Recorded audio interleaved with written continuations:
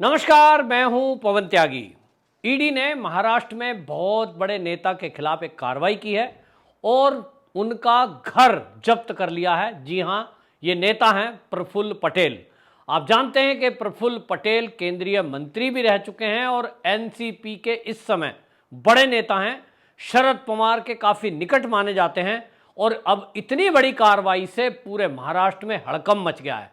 असल में मामला ये है कि जो प्रफुल्ल पटेल हैं, इनकी कंपनी कंस्ट्रक्शन का काम करती है, लेकिन इन्होंने इकबाल मिर्ची, जो कि 1993 के बम ब्लास्ट के लिए दोषी है, दाऊद इब्राहिम का गुर्गा है, उसकी एक प्रॉपर्टी इन्होंने खरीद ली और उस प्रॉपर्टी में कंस्ट्रक्शन के नाम पर अपना एक फ्लैट लिया।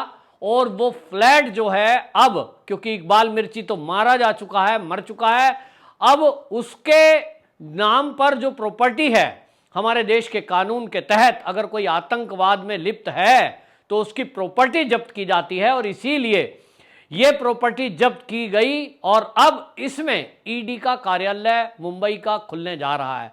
आपको बताएं, इस कार्रवाई में बड़ा हड़कंप मचा, क्योंकि प्रफुल्ल पटेल बहुत बड़े लीडर माने जाते हैं और जिस तरह से उनकी कांग्रेस में निकटता रही और वो मंत्री रहे, उसी दौरान का एविएशन का एक मामला है, कोई सेटलमेंट किया गया था और उस सेटलमेंट में इकबाल मिर्ची बीच में था, जिसने यानी कमीशन के तौर पर इनको ये प्रॉपर्टी दी।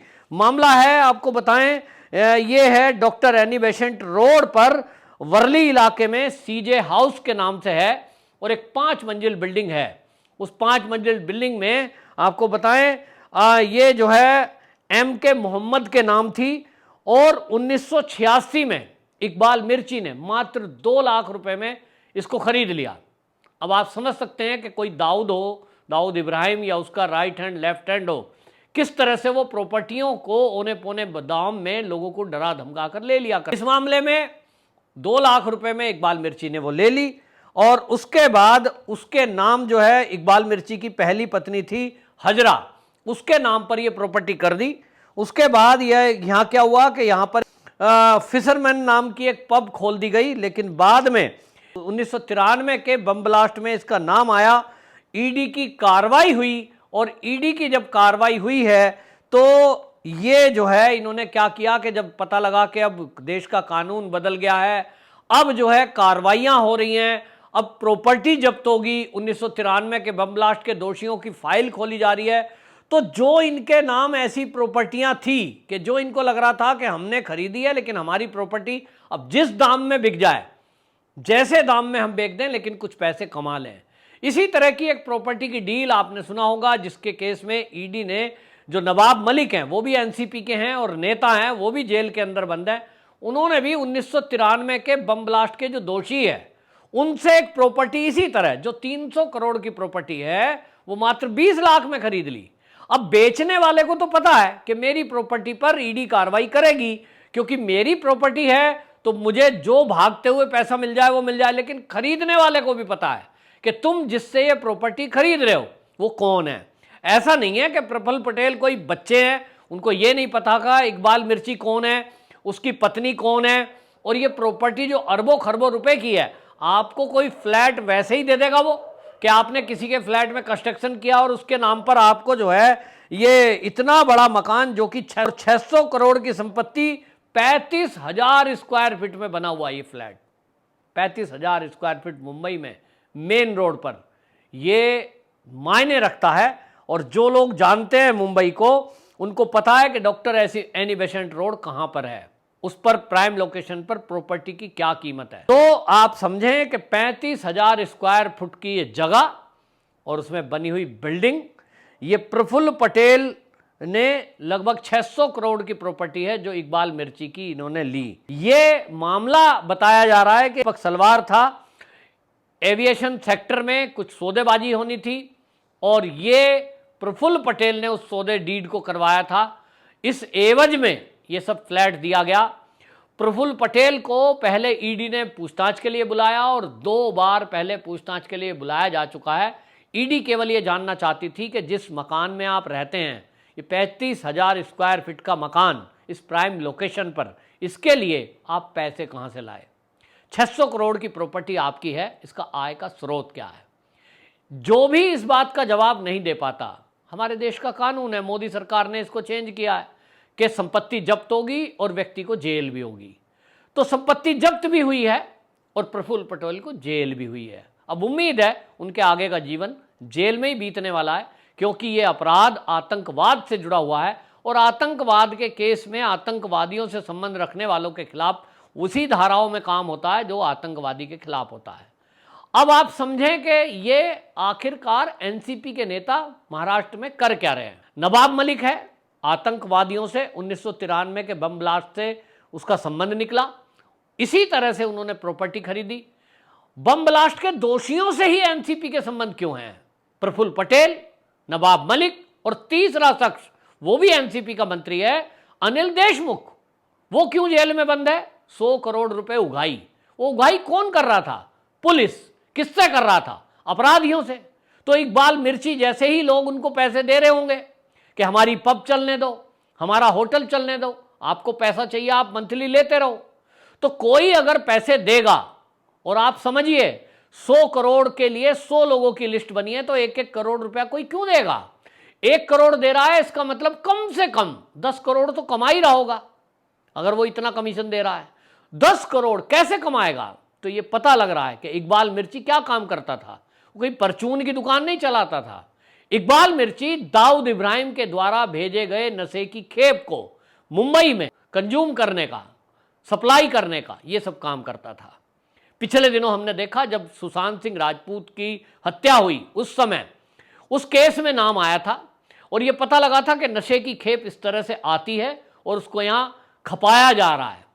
रिया चक्रवर्ती ने जिस तरह की सप्लाई की, सुशांत सिंह राजपूत जिसके बारे में कहा जाता है कि उसने कभी सिगरेट नहीं पी, वो ड्रग कैसे लेने लगा? अब पोल खुल रही है कि रिया चक्रवर्ती उसको पिलाती थी। अब आप समझिए, किसी भोले भाले आदमी को आप कहें कि एक कस मार ले और उसकी प्रेमिका इस बात को बोले, तो कोई भी बहकावे में आ सकता है। किस तरह का एक जाल कुचक्र महाराष्ट्र के अंदर, मुंबई के अंदर चल रहा है। ये बॉलीवुड के अंदर भी ये चल रहा है कि वहां ये हीरो हीरोइन ये मिलकर के पार्टियां करते हैं और उस पार्टी में नए नए लोग जो जाते हैं, जिन्होंने कभी सिगरेट नहीं पी होगी, कभी ड्रग चखी नहीं होगी, उनको भी उस लत में लगाया जाता है। क्यों? क्योंकि उनको पता है कि आज हम फ्री की सिगरेट जिसको पिला रहे हैं, कल को वो इसके लिए तड़पेगा और फिर खरीदेगा, चाहे इसको बदन बेचना पड़े, चाहे इसको कुछ भी करना पड़े, ये उस ड्रग को लेगा। ये ड्रग के जो कारोबारी करने वाले हैं उनको अच्छे से पता है और इसीलिए वो शुरू में लत लगाने के लिए ऐसी पार्टियों में नए नए लोगों को इनवाइट करते हैं। अब ये जो नशे की खेप है, इस पर प्रहार हो रहा है। मोदी सरकार के आने के बाद से एनसीबी लगातार इस तरह से जो ड्रग के सप्लायर हैं उन पर हमला कर रही है। इससे ही एनसीबी को जब ये सप्लाई कर रही थी और पकड़ा था समीर वानखेड़े ने ड्रग के पेडलरों को, जिसमें आर्यन खान पे भी कार्रवाई हुई थी, आपको याद होगा सबसे ज्यादा जो बौखलाई थी वो एनसीपी बौखलाई थी। नवाब मलिक उनके लिए लगातार रोज बैठ करके प्रेस कॉन्फ्रेंस कर रहे थे। सवाल ड्रग कंज्यूम करने वालों पर नहीं था, ड्रग बेचने वालों पर नहीं था। एक महाराष्ट्र का मंत्री सवाल किस पे उठा रहा था? कार्रवाई करने वाले अफसर पर, समीर वानखेड़े पर। यह बता रहा है कि एनसीपी किस तरह से महाराष्ट्र में सत्ता पे काबिज होते हुए किस तरह से अपराधियों का साथ दे रही थी। और इसीलिए एकनाथ शिंदे जो आज मुख्यमंत्री हैं, जो शिवसेना उद्धव ठाकरे को छोड़कर इधर आए हैं, उनका जो कहना है आज बिल्कुल सिद्ध हो रहा है कि ये जो एनसीपी है ये शिवसेना को समाप्त कर रही है। सोचिए जब इस तरह के केस खुलेंगे कि एनसीपी का वो नेता पकड़ा गया, एनसीपी का वो नेता पकड़ा गया, एनसीपी का वो नेता आतंकवादियों से संबंध रखता था, वो ड्रग सप्लायर से संबंध रखता था, वो हत्यारों से संबंध रखता था, इसका क्या असर पड़ेगा? इसका असर सीधा पड़ेगा कि महाराष्ट्र में उद्धव ठाकरे की जो सरकार चल रही थी उन्हीं के ऊपर जाएगा। क्या आपकी सरकार में आखिर चल क्या रहा है? तो इसीलिए जो एकनाथ शिंदे और उनके विधायक बोल रहे थे वो सच बोल रहे थे, लेकिन इस सच को ना तो संजय राउत स्वीकार करने को तैयार है, ना उद्धव ठाकरे स्वीकार करने को तैयार है। और आज भी पार्टी चली गई, निशान भी जाने वाला है, सत्ता चली गई, लेकिन घमंड नहीं गया, समझने को तैयार नहीं है। और इसीलिए आपको बता दूं कि एकनाथ शिंदे के साथ सारे विधायक और सांसद एक मुश्त आ गए। उनको पता लग गया है कि अब जो उद्धव ठाकरे है उसकी सलाहकार समिति तो बदलने वाली नहीं है, उसमें तो शरद पवार ही रहेंगे उसमें संजय राउत ही रहेंगे, बाकी के लिए जगह नहीं है। जाएं तो जाएं, लेकिन ये दो नहीं जाएंगे। और इसलिए बाकी जो समझदार लोग हैं उन्होंने किनारा कर लिया। उन्होंने कहा कि ऐसा व्यक्ति जो अपना नुकसान नहीं समझ पा रहा, जिससे सत्ता चली गई, अच्छी भली बनी हुई सरकार वो चली गई, अपने लोगों के बात नहीं सुन सकता। कोई बीजेपी थोड़ा ही कंप्लेंट कर रही थी, शिवसेना के सांसद और विधायक कंप्लेंट कर रहे थे, कार्यकर्ता कंप्लेंट कर रहे थे। आप अपने कार्यकर्ताओं की बात ना सुनकर ये कहोगे बीजेपी हमें बदनाम कर रही है, बीजेपी सरकार तोड़ रही है। कोई तोड़ के दिखाए उत्तर प्रदेश की सरकार को, सारे विपक्ष लग जाओ जरा, योगी सरकार को गिरा के दिखाओ, तो कोई कहे हमारे आदमियों को भड़का रहे हैं।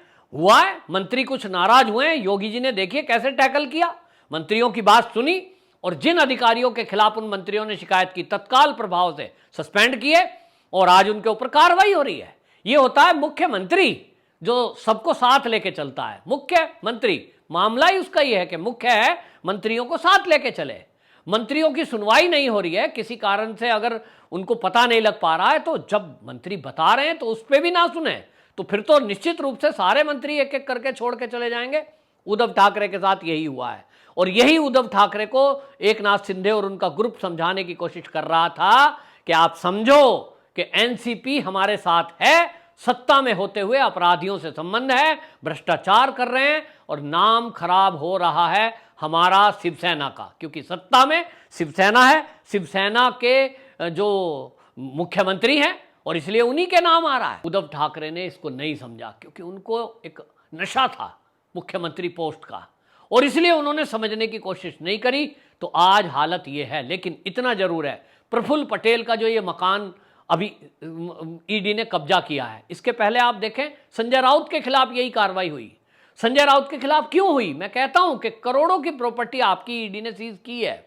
यदि ईडी गलत है, यदि वो केवल केंद्र के इशारे पर कर रही है और आप ईमानदार हैं, तो सुप्रीम कोर्ट में जाओ ना, लगाओ एप्लीकेशन और वहां तत्काल सुनवाई होगी।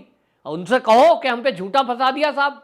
जाएं नवाब मलिक के वकील, गए तो हैं, जाएं अनिल देशमुख के वकील। जो भ्रष्ट है वो बचेगा नहीं, कोई भी हो। ये मैसेज मोदी सरकार में है। बहाने करके आप किसी और के ऊपर ब्लेम करके थोड़ी देर के लिए लोगों की सहानुभूति पा सकते हो, ध्यान भटका सकते हो, लेकिन समस्या का समाधान नहीं प्राप्त कर सकते। तो शिवसेना में जो हुआ वो केवल इसलिए हुआ कि वो दोष दूसरों पर मढ़ते रहे, अपने अंदर के दोष नहीं देखे। और आज शरद पवार की जो हालत है आप देख लीजिए कि सारी कार्यकारिणी जो उन्होंने भंग की है, उसका कारण यह है कि उनको पता था कि क्या होने वाला है। अब ईडी की जो कार्रवाइयां होंगी, अब शरद पवार के अगले जो निकटतम उनके सहयोगी हैं और उनकी पार्टी में अब दूसरे तीसरे नंबर पर आते हैं, अब कार्रवाई उन पर होनी है। एक एक करके जब शरद पवार के निकट के लोग ईडी, आतंकवाद, बम ब्लास्ट के दोषी इनके संबंध में पाए जाएंगे, तो जनता तो सवाल पूछेगी कि शरद पवार की पार्टी कर क्या रही है महाराष्ट्र में। बम ब्लास्ट के दोषियों से कॉन्टैक्ट हैं, आतंकवादियों से कॉन्टैक्ट हैं। इसका मतलब तो इनडायरेक्टली महाराष्ट्र के जो लोग बम ब्लास्ट में मारे गए उनकी हत्या के लिए दोषी हैं। ऐसे व्यक्ति को कौन जिताएगा? ऐसे व्यक्ति को कौन वोट देगा? और इसीलिए एनसीपी के अंदर भी ये सुगबुगाहट चल पड़ी है कि जो राष्ट्रवादी लोग हैं, नाम तो देखो रखा है राष्ट्रवादी कांग्रेस, क्या राष्ट्रवादी कांग्रेस नाम रखने से सब राष्ट्रवादी हो जाते हैं? ये बहुत बड़ा सवाल है और महाराष्ट्र की जनता पूछ रही है इस सवाल को। तो नाम आपने राष्ट्रवादी रखा है, लेकिन वहां के जो विधायक हैं राष्ट्रवादी कांग्रेस में और सांसद हैं और पार्षद हैं, वो अब अपने आप से सवाल पूछ रहे हैं कि ये एनसीपी में हो क्या रहा है, ये राष्ट्रवादी कांग्रेस पार्टी में चल क्या रहा है। और इसलिए उनको लग रहा है कि वो जनता को फेस कैसे करेंगे, जनता के बीच क्या मुंह लेके जाएंगे, क्या जवाब देंगे कि प्रफुल्ल पटेल का मकान ये इकबाल मिर्ची का था, ये नवाब मलिक ने दाऊद इब्राहिम की बहन हसीना पारकर से मकान खरीदा था, ये नवाब मलिक और ये जो अनिल देशमुख है ये इसलिए बंद है कि ये बार और होटलों से अवैध उगाही करवा रहा था।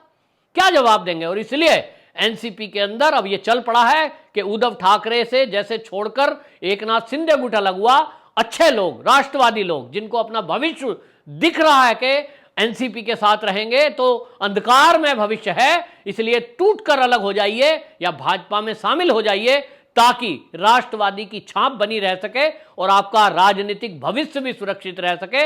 एक गुट इसकी सुगबुगाहट अंदर से चली, इसीलिए आनन फानन में शरद पवार ने तुरंत सारी इकाइयों को भंग कर दिया, क्योंकि सबकी पार्टी का एक संविधान है और संविधान ये कहता है कि यदि राष्ट्रीय कार्यकारिणी के लोग अध्यक्ष कोई दूसरा बनाना चाहें तो वो बना सकते हैं। तो शरद पवार को लगा कि इसके पहले कार्यकारिणी के बहुमत के लोग उनके एकजुट होकर किसी थर्ड पर्सन का नाम घोषित करें, इसके पहले मैं कार्रवाई कर देता हूं। और खबरें बता रही हैं, सूत्र बता रहे हैं कि वो सुप्रिया सुले को अगला अध्यक्ष पार्टी का घोषित कर देंगे कुछ ही दिनों में।